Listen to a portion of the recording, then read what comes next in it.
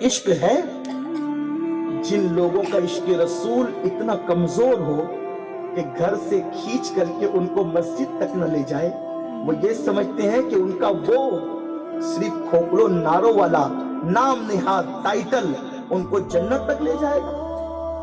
جو عشق رسول مسجد تک، محلے کی مسجد تک میری قوم کے جوانوں کو نہیں لے جا سکتا، اتنا کمزور ہے۔ عشق رسول اتنا کمزور نہیں ہوتا۔ عشق تو وہ ہوتا ہے جو میدان جہاد میں لے جا کر بھی یہ صدا لگاتا ہے، حق تو یہ ہے کہ حق ادا نہ ہوا۔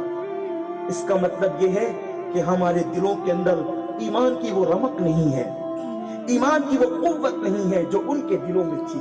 اس لیے آج مسلمان ذلت و رسوائی کی چکیوں میں پس رہا ہے۔ اگر وہ عشق ہوتا تو آج مسلمانوں کی مسجدیں ویران نہ ہوتی۔ مسلمان اتنا کمزور ہو گیا ایمان کے معاملے میں، اتنا کمزور کہ وہ جھوٹی قسمیں کھاتا ہے 2 روپے کے لیے،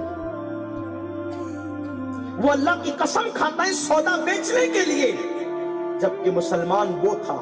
غیرت اسلامی یہ تھی کہ مسلمان کسی کافر کے آگے جھکنا بھی پسند نہیں کرتا تھا۔ کیا مسلمان تھے؟ وہ قبروں میں سو گئے، ڈنڈورا پیٹ رہے کانفرنسیں جھوٹی کر کر کے مسلمانوں کو ترقی پہ لے جانا تھا۔ مسلمان تو بنو، کسی کانفرنس کی ضرورت ہی نہیں ہے۔ کسی نے کہا ہے نا، یہ شہادت گہ الفت میں قدم رکھنا ہے۔ لوگ آسان سمجھتے ہیں مسلمان ہونا، بہت آسان ہے کافر کا مسلمان ہونا، بہت مشکل ہے مسلمان کا مسلمان ہونا۔ مسلمان کیا تھے؟ یہ بنے وہ بنے وہ بنے، پہلے اللہ کے بندے تو بنو، پہلے سچے مسلمان تو بنو۔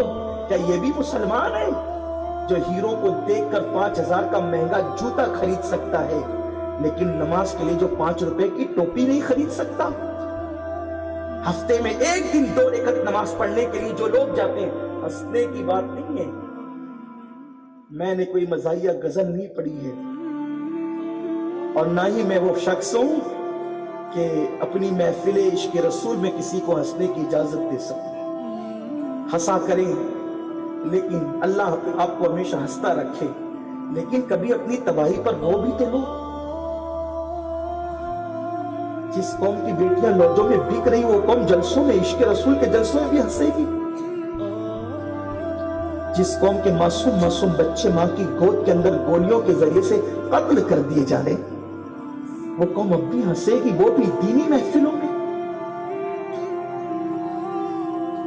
5000 کا جوتا تو ہم نے خریدا ہیرو کی نقل میں، لیکن 5 روپے کی ٹوپی نہیں خرید سکے۔ جو قوم نبی کی سنت کو ہیرو کی اس بدبختی، اس کی بدترین اداکاری کے برابر کی اہمیت نہ دے، وہ قوم ترقی کیسے کرے گی؟ اس قوم کو عروج کیسے نصیب ہوگا؟ جس قوم کا حال یہ ہے کہ قرآن پر تہ بتہ دھول جم رہی ہو، اور جس گھر کے اندر روزانہ سیریل بڑے مزے کے ساتھ بیٹوں کو، بیٹیوں کو، بہووں کو ساتھ میں لے کر حاجی صاحب دیکھتے ہوں، جس قوم کی حاجی صاحبان کی یہ پوزیشن ہو، جس قوم کے نمازی صاحبان کی یہ پوزیشن ہو، وہ قوم ترقی کیسے کرے؟ ترقی تو اس قوم نے کی تھی جو کیسر و کسریٰ کے تاجدار بنے تھے۔